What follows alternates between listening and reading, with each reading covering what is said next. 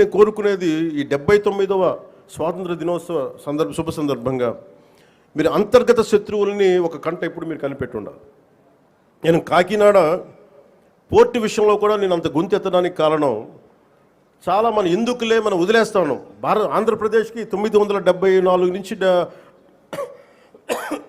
974 కిలోమీటర్ల తీర ప్రాంతం ఉంది.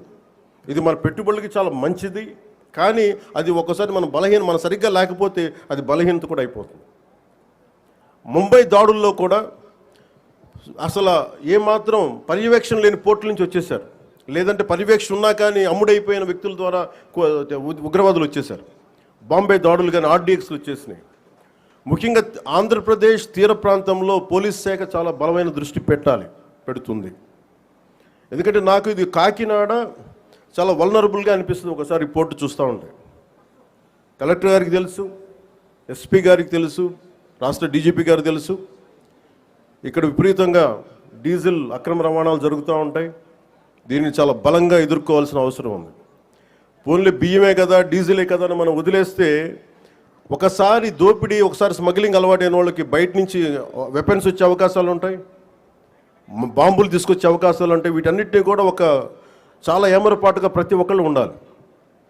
సో అందుకని దీన్ని భారతదేశం మా కమిట్మెంట్, కూటమి ప్రభుత్వం నారా చంద్రబాబు నాయుడు గారి నాయకత్వంలోని కూటమి ప్రభుత్వం చాలా స్పష్టంగా లా అండ్ ఆర్డర్ మీద, దేశం తాలూకు సుస్థిరత మీద మాకు చాలా సమగ్రమైన అవగాహన ఉంది.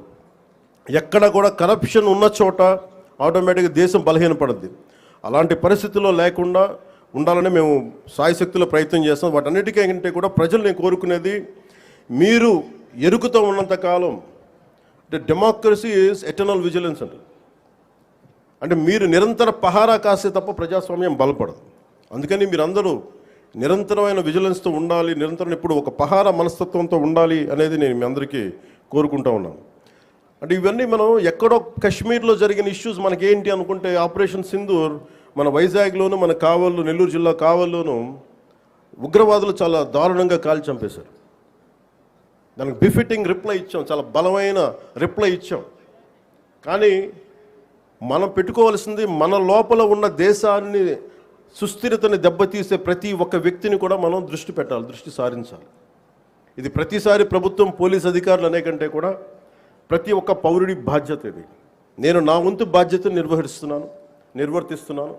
అలాగే ప్రతి ఒక్కరు కూడా మీ వంతు బాధ్యతని నిర్వర్తించాల్సిందిగా మనస్ఫూర్తిగా నేను కోరుకుంటా ఉన్నాను. మీ అందరికీ కూడా మరోమారు మనస్ఫూర్తిగా మీ అందరికీ ధన్యవాదాలు తెలుపుకుంటూ, ఈ 79వ స్వాతంత్ర దినోత్సవ సందర్భంగా మరోమారు మీ అందరికీ శుభాకాంక్షలు తెలియజేసుకుంటూ సెలవు తీసుకున్నాను. జై Hind. Thank you very much.